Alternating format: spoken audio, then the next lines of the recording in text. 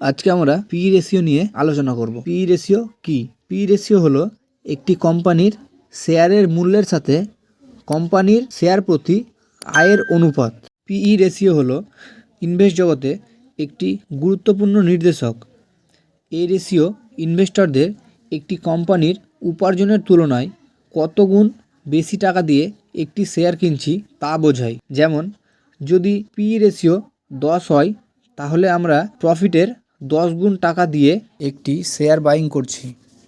পিই ratio আমরা কেন দেখব? কারণ পিই রেশিওতেই বোঝা যায় কোম্পানির শেয়ার প্রাইস সস্তা নাকি ব্যয়বহুল। পিই রেশিও কখন হাই হয়ে যায়? যখন ইনভেস্টররা সেই কোম্পানির ভবিষ্যৎ ভালো প্রফিট হওয়ার আশা করে। মানে সরল ভাষায় বলতে গেলে যখন সেই শেয়ারে অধিক পরিমাণে বাইং হয় তখন পি হাই হয়ে যায়। দ্বিতীয় কারণ, হাই পি মানে স্টকটি ব্যয়বহুল এবং ভবিষ্যতে এর দাম কমতেও পারে। পি কখন লো হয়ে যায়? যখন একটি কোম্পানি বছরের পর বছর ভালো পারফরমেন্স করতে থাকে তখন পি প্রতি বছর কমতে থাকে। দ্বিতীয় নম্বর কারণ, যখন একটি কোম্পানি হঠাৎ কোনো এক বছর ভালো পারফরমেন্স করে তখন পি লো হয়ে যায়। এইসব স্টকে ইনভেস্ট করা খুব রিস্কি, কারণ তাদের প্রফিট কেন এই বছর হঠাৎ করে বাড়লো তা জানা দরকার। তাহলে বোঝা যাবে যে সেই কোম্পানিতে ইনভেস্ট করা সঠিক হবে কি না। আমরা কোন ইনভেস্টমেন্টকে সঠিক ইনভেস্টমেন্ট বলে ধরবো? যখন লো পিই স্টকে আমরা ইনভেস্ট করব নাকি হাই পিই স্টকে ইনভেস্ট করব?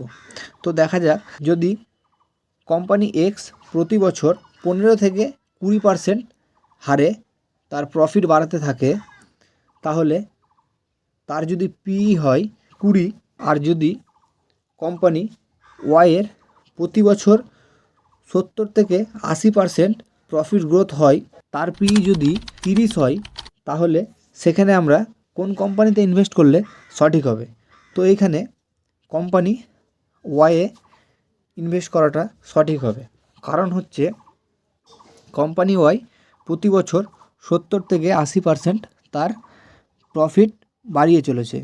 এবার আস্তে আস্তে পিই রেশিওটা 30 থেকে নামতে নামতে কোম্পানি এক্সের পিই রেশিওর নিচে চলে আসতে পারে এক সময়, কারণ তার প্রফিট গ্রোথ বেশি। তাহলে আমাদের এখানে কি বোঝা গেল?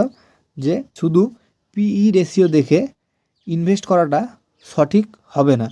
এখানে আমাদের প্রফিট অ্যান্ড লসটাও দেখতে হবে, যে কোম্পানি প্রতি বছর তার প্রফিটকে কত গুণ বাড়াচ্ছে।